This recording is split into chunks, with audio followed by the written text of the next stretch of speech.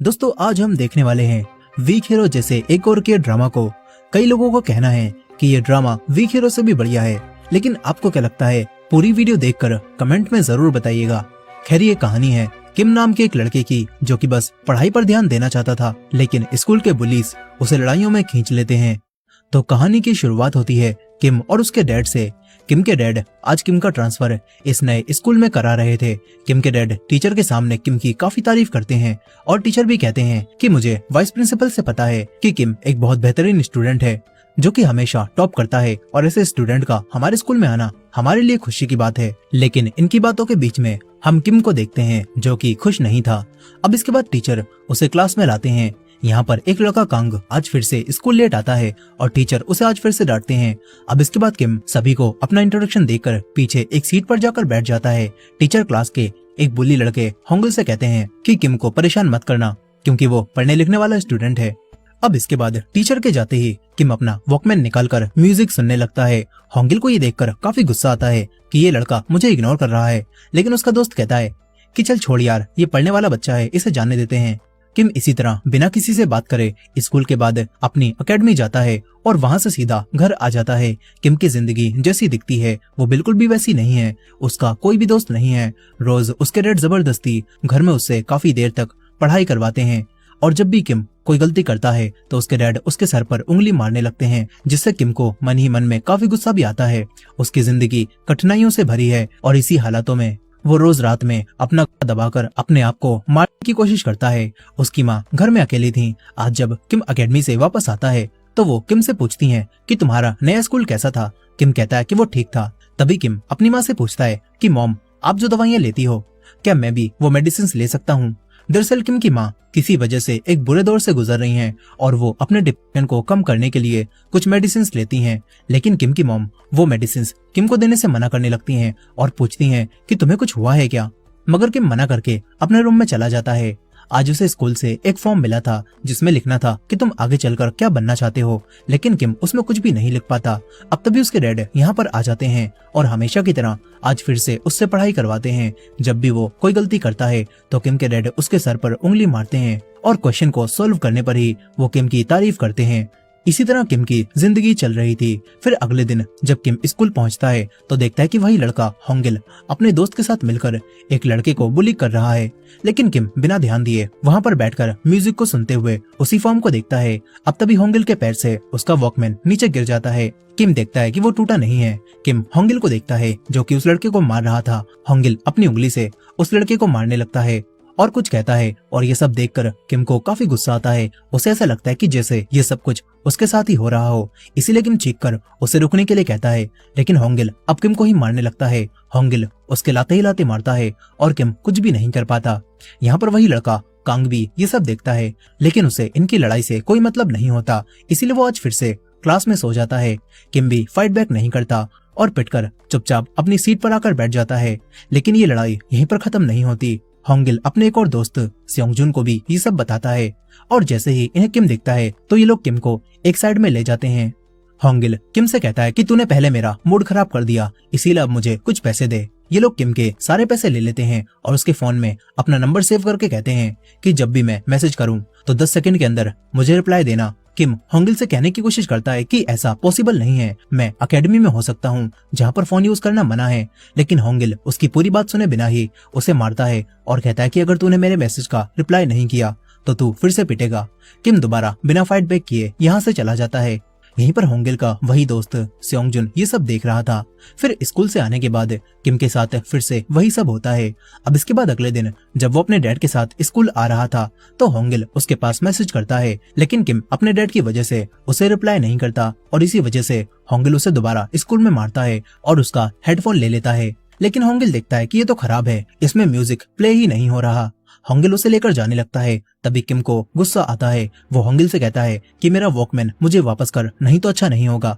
लेकिन होंगिल दोबारा किम के लात मारता है, मगर इस बार किम अपने आप को नहीं रोकता। वो दोबारा उठकर होंगिल से कहता है कि वॉकमैन मुझे वापस कर, लेकिन होंगिल उसे जमीन पर फेंक कर उसके ऊपर पैर रखता है और फिर किम के सर पर वैसे ही उंगली मारने लगता है जैसे उसके डैड मारते थे। किम को अब गुस्सा आ जाता है। वो होंगिल के एक पंच मारता है जिससे होंगिल डेस्क के बीच में जाकर गिरता है। इसके बाद होंगिल भी किम के फ्लाइंग किक मारता है और दोनों के बीच में फाइट शुरू हो जाती है। वही लड़का कांग काफी मजे लेते हुए इस फाइट को देख रहा था। किम होंगिल को काफी मारता है, साथ ही होंगिल भी किम को मार रहा था, लेकिन आखिर में किम होंगिल पर भारी पड़ता है और उसे मार मार कर उसका गला दबाने लगता है। होंगिल का दोस्त उसकी मदद के लिए बीच में आने वाला था, लेकिन कांग उसे रोक देता है।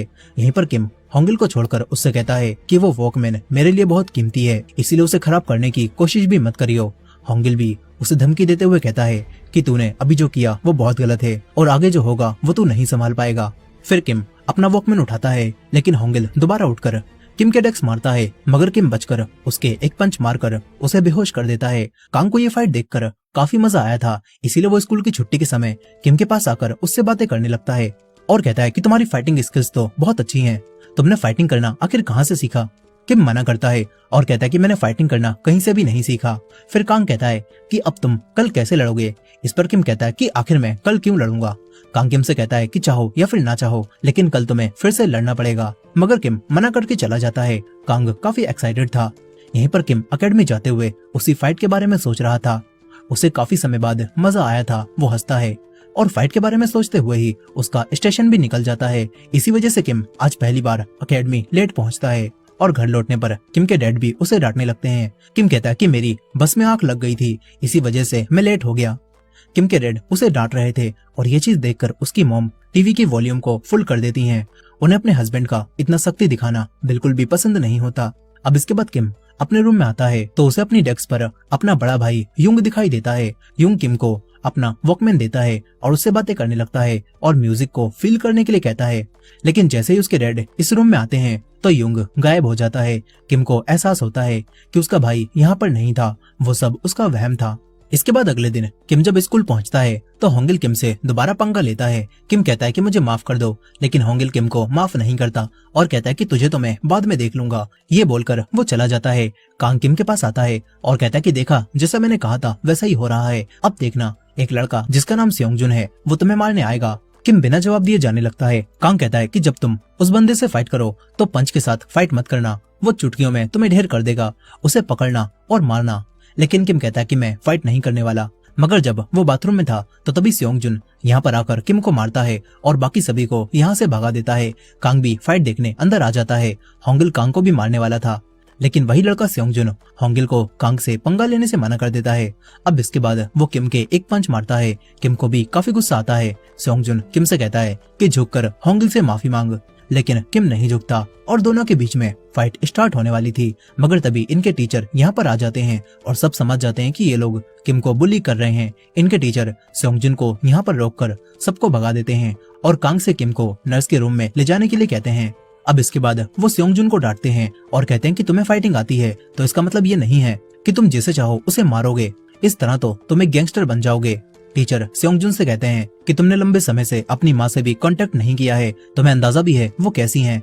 वो सेयोंगजुन को छड़ी से मारने लगते हैं, जिससे सेयोंगजुन को काफी गुस्सा आता है, लेकिन वो कुछ भी नहीं करता। वहीं कांग अब किम के पीछे पड़ गया था। कांग कहता है कि तुम उस वक्त सेयोंगजुन के पंच मारने वाले थे ना, लेकिन मैंने तुम्हें बताया था पंच फाइट में तुम सेयोंगजुन के सामने कुछ भी नहीं हो, तुम्हें उसे पकड़कर मारना होगा। कांग कहता है कि मेरी कोचिंग से तुम कुछ ही समय में बहुत बेहतरीन फाइटर बन जाओगे, लेकिन किम इन सारी बातों का कोई जवाब नहीं देता। कांग उसे होंगिल को दिखाता है जो कि काफी गुस्से में था। इसके बाद जब किम बाहर जाकर वापस आता है तो उसे अपना वॉकमैन यहाँ पर नहीं मिलता और तभी होंगिल उसके पास फोन करके कहता है कि अगर अपना वॉकमैन वापस चाहिए जहाँ पर कल तू पिटा था। किम गुस्से में वहां जाने लगता है। कांग भी ये देखकर अपना बैग उठाता है और उसके पीछे जाता है। कांग किम को रोककर उसे कुछ बताने लगता है। वहीं दूसरी तरफ सेयोंगजुन के पास वो वॉकमैन था और होंगिल कहता है कि इसके पीछे वो लड़का किम पागल है, अगर इस चीज को कुछ भी होता है तो वो अपना आपा खो बैठेगा। यहीं पर कांग भी किम के साथ आ रहा था। वो किम से पूछता है कि वो वॉकमैन तुम्हारे लिए इतना खास क्यों है। इस पर किम बताता है कि वो मेरे बड़े भाई ने मुझे दिया था।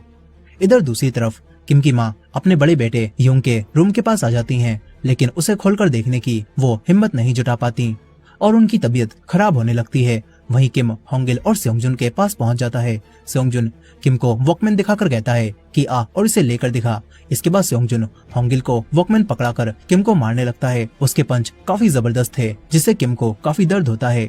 इसके बाद किम भी फाइट बैक करना शुरू कर देता है, लेकिन सेयोंगजुन किम के हर एक पंच से आसानी से बच जाता है और किम को काफी मारता है। किम काफी ज्यादा पिट रहा था, लेकिन वो हार मानने वालों में से नहीं था। वो सेयोंगजुन के फाइटिंग पैटर्न को समझता है और उसके बाद किम अंदाजा लगा लेता है कि सेयोंगजुन कब और कैसे पंच मारेगा। इसके बाद किम सेयोंगजुन के पंच से बचकर उसके मुंह पर एक पंच मारता है। होंगिल भी ये देखकर चौंक जाता है। सेयोंगजुन अब गुस्से में आकर किम को बहुत बुरी तरह मारने लगता है, लेकिन लड़ाई यहाँ पर खत्म नहीं होती। किम को कांग की बताई हुई बातें याद आती हैं, इसीलिए अब किम सेयोंगजुन को पकड़कर उसे धक्का देने लगता है और दोनों सीढ़ियों से नीचे गिरते हैं, जिसमें दोनों को ही काफी ज्यादा चोट लगती है। लेकिन किम पहले उठकर सेयोंगजुन को मारने लगता है और मार मार कर उसे बेहोश कर देता है। किम को काफी गुस्सा आ रहा था, वो सेयोंगजुन को बुरी तरह मारने लगता है। होंगिल और उसका दोस्त भी ये देखकर डर जाते हैं। फिर किम उनके पास वॉकमैन लेने जाने लगता है। सेयोंगजुन भी दोबारा उठकर फाइट करने जा रहा था, लेकिन कांग उसे रोक देता है क्योंकि सेयोंगजुन की हालत अब काफी खराब थी। फिर किम होंगिल से अपना वॉकमैन वापस लेता है और बाथरूम में आकर अपने आप को साफ करने लगता है। कांग अब भी किम के साथ था। वो किम की फाइटिंग की काफी तारीफ करता है। किम कहता है कि तुम मेरे साथ इतना अच्छा बर्ताव क्यों कर रहे हो। इस पर कांग कहने लगता है कि मुझे बस जानना था, क्योंकि पहली बार में ही जब मैंने तुम्हें देखा था तो मैं समझ गया था तुम्हारे अंदर कोई तो टैलेंट है। अब तभी किम के पास उसके डैड का मैसेज आता है। मैसेज में लिखा था कि तुम कहाँ पर हो, तुम अकेडमी क्यों नहीं गए। वहाँ से कॉल आई थी, जैसे ही ये मैसेज मिले मुझे तुरंत कॉल करना। किम जानता था कि अगर उसके डैड ने ये खून से लथपथ कपड़े देख लिए तो वो किम को नहीं छोड़ेंगे, इसलिए किम कांग से मदद मांगता है और उसके कपड़े पहनकर घर जाने लगता है। कांग उससे कहता है कि चल कहीं बाहर खाना खाने चलते हैं, लेकिन किम कहता है कि मुझे पढ़ाई के लिए डायरेक्ट अकेडमी जाना होगा। कांग किम को एक क्रीम देता है जिससे लड़ाई की वजह से चेहरे पर बने निशान जल्दी गायब हो जाएंगे। वहीं दूसरी तरफ होंगिल अब परेशान था, उसे समझ नहीं आ रहा था कि अब वो क्या करेगा, और साथ ही सेयोंगजुन भी काफी गुस्से में था। वहीं दूसरी तरफ किम अपने चेहरे पर वही क्रीम लगाता है ताकि उसके चेहरे पर बने निशान उसके डैड को ना दिखें। अब तभी उसे उसके डैड दिखते हैं जो कि अकेडमी के टीचर पर काफी गुस्सा कर रहे थे। अब इसके बाद किम को रात में उसी फाइटिंग के सपने आते हैं। सुबह किम की मॉम उसके चेहरे पर बने हुए निशान देख लेती हैं, लेकिन किम झूठ बोलता है कि उसके एक बॉल आकर लग गई थी। इसके बाद स्कूल में कुछ सेकेंड ईयर के स्टूडेंट्स होंगिल और सेयोंगजुन को मारते हैं क्योंकि उन्हें गुस्सा आ रहा था कि ये लोग एक नए आए लड़के से हार गए। इनका लीडर जी ह्यूक इन तीनों को मारता है और कहता है कि जाकर उस लड़के का सर फोड़ दो, नहीं तो तुम मेरे हाथों से पिटोगे। अब इसके बाद जब किम अकेला घर जा रहा था तभी कांग भी फिर से किम के पास आ जाता है और बातें करते हुए उसके साथ ही जाने लगता है। यहीं पर सेयोंगजुन होंगिल और उसके दोस्तों के साथ था। ये लोग किम से अब और नहीं लड़ना चाहते थे, लेकिन जी ह्यू की वजह से इन्हें किम को मारना पड़ेगा। अब इसके बाद इन्हें किम और कांग जाते हुए दिखते हैं। सेयोंगजुन तैयार हो जाता है। इधर कांग किम से कहता है कि आज सेकंड ईयर के कुछ लड़कों ने सेयोंगजुन, होंगिल और उसके दोस्त को बुलाया था। इसका मतलब साफ है कि अब तुम्हें सेकंड ईयर के स्टूडेंट से भी लड़ना पड़ेगा। किम दोबारा कहता है कि मैं फाइट नहीं करने वाला। अब तभी सेयोंगजुन अपनी स्कूटी के साथ इनके पीछे आ जाता है। वो तेजी से आता है और किम के सर पर एक रोड मारकर चला जाता है। कांग ये देखकर परेशान हो जाता है, साथ ही किम भी बेहोश हो जाता है। कांग तुरंत एम्बुलेंस को कॉल करता है। यहीं बेहोशी की हालत में किम को वो पल याद आने लगता है जब उसके भाई यूंग को एम्बुलेंस में ले जाया जा रहा था। अब इसके बाद किम हॉस्पिटल में जागता है। वो जैसे ही जागता है तो वो कांग से अपना वॉकमैन लेकर तुरंत अपनी अकेडमी जाने लगता है, लेकिन कांग ने उसके मॉम डैड को भी ये बात बता दी थी। उसके मॉम डैड यहाँ आ जाते हैं। किम की मॉम उसके लिए काफी परेशान थी। वहीं दूसरी तरफ सेयोंगजुन होंगिल और उसके दोस्तों के साथ हॉस्पिटल के बाहर ही खड़ा हुआ था। सेयोंगजुन को ये सब करके बिल्कुल भी अच्छा नहीं लग रहा था। इधर किम के डैड उससे पूछते हैं कि तुम्हें ये चोटें कैसे लगी, और कांग झूठ बोलता है कि किम सीढ़ियों से नीचे गिर गया था। कांग कहता है कि वहाँ से पहले भी कई लोग गिर चुके हैं और मैंने इसे मना भी किया था, लेकिन क्योंकि वो रास्ता एक शॉर्टकट है इसीलिए अकेडमी जल्दी पहुंचने के चक्कर में किम वहां से गया और उसके चोट लग गई। किम के डैड कांग को अच्छे से देखते हैं और फिर पूछते हैं कि तुम्हारी स्कूल में रैंक क्या है। इस पर कांग हिचकिचाते हुए बताता है कि मैं पढ़ाई में अच्छा नहीं हूँ। अब इसके बाद कांग यहाँ से चला जाता है। यहीं पर किम भी कहने लगता है कि मुझे भी अकेडमी जाना होगा, लेकिन उसकी मॉम उसे डांटकर रोक देती हैं। फिर किम के डैड उससे कहते हैं कि अगली बार से ध्यान रखना, तुम्हें कोई चोट नहीं लगनी चाहिए।